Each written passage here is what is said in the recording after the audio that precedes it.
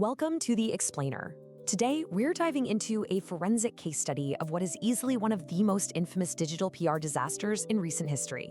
Facing severe allegations involving minor fans, she didn't hire a PR firm. She recorded a 10-minute song on a ukulele that destroyed her career. And that right there brings us to the core question of today's analysis. Why exactly do public figure apologies fail so spectacularly when they use musical satire to address serious allegations?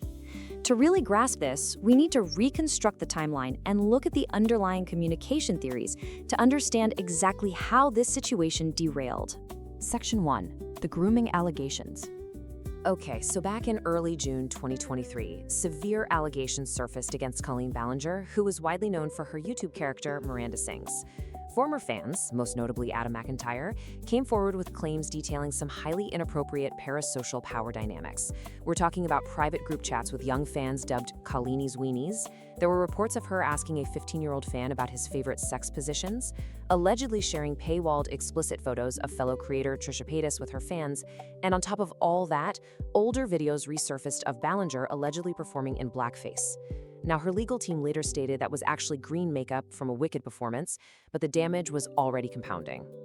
Let's just look at how rapidly this crisis escalated. The allegations break globally in early June. By June 28th, she drops her official response.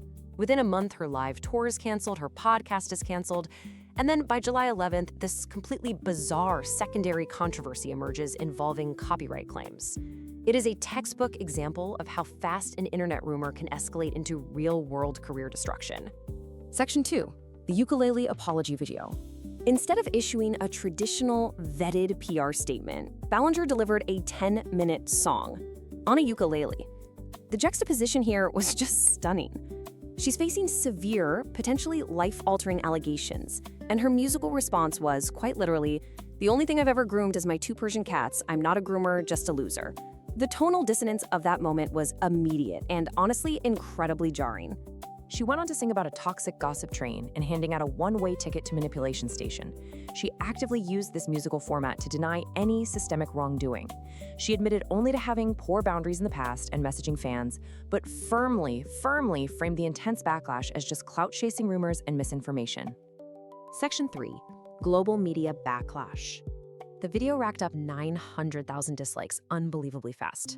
Just quantitatively speaking, this video was an objective failure. And it wasn't just contained to YouTube drama channels either. This response was widely condemned by mainstream, traditional news outlets. It became a massive global meme, with people ironically requesting their own tickets to Manipulation Station, totally cementing its status as a complete PR catastrophe. Section 4. The copyright controversy. Now, things get even more complicated when you look at how digital platforms handle these situations. Somehow, the audio for Toxic Gossip Train ended up distributed on Apple Music and a site called CD Baby. Because of that, YouTube's Content ID algorithms started automatically issuing copyright strikes against creators, like Ethan Klein from H3H3 Productions, who were reacting to and criticizing the apology video. And the wildest part? Because of those strikes, those critics were forced to split their ad revenue with Ballinger's track. So you end up with this massive rift between perception and reality. To the public, this looked incredibly calculated, like she was weaponizing copyright algorithms to silence her critics while literally profiting off her own backlash. But her legal defense team vehemently pushed back. They issued statements to media outlets completely denying that she had uploaded the video to Apple Music or monetized the song in any way whatsoever. However, as anyone in crisis PR will tell you, public perception almost always outpaces the legal defense. Section 5. The Public Relations Autopsy. If you look at research from the BYU Scholars Archive on influencer crises, they focus a lot on this concept of trans parasocial relationships.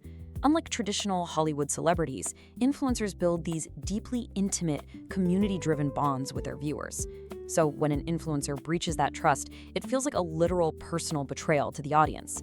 Repairing a bond like that requires immense vulnerability, authenticity, and directness, absolutely none of which were present in a satirical ukulele song.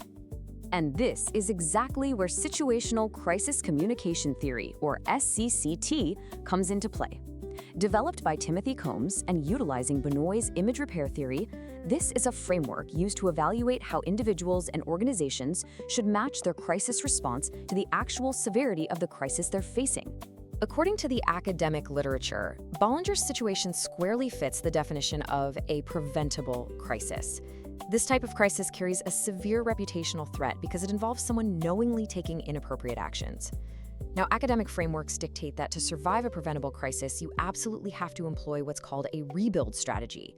You have to show genuine remorse, take full accountability, and outline clear, preventative plans for how you'll do better in the future. Let's compare that SCCT recommended rebuild strategy with what actually happened. She needed to accept full responsibility. Instead, we got denial and scapegoating. She needed to issue a sincere apology. She played a sarcastic ukulele song. A formal communication style was required here. She went highly informal. And most importantly, she needed to focus on the victims, but the song focused almost entirely on her own victimization by the so-called toxic gossip train. And the data completely backs up this theoretical failure. An RSIS international study analyzing public responses showed that the sentiment was overwhelmingly negative. Their random sample showed a 64% negative sentiment ratio, with viewers expressing deep disappointment and specifically highlighting the total lack of accountability. Objectively speaking, the strategy completely failed to address public expectations or restore any level of trust. So, what was the aftermath of all this? Well, 4 months later, Ballinger ended her internet hiatus by posting just a standard fall vlog. In it, she very briefly addressed the initial response, essentially just calling the ukulele video embarrassing. But by that point, the reputational damage had already been permanently cemented into internet history. You really can't unring a bell, and you certainly can't unring one played on a ukulele. When public figures prioritize their own ego and creative impulses over proven crisis communication strategies, they don't just fail to put out the fire, they literally become the fuel. So what do you think is the ultimate lesson we can learn from the manipulation station? Subscribe for Media Crisis Case Files.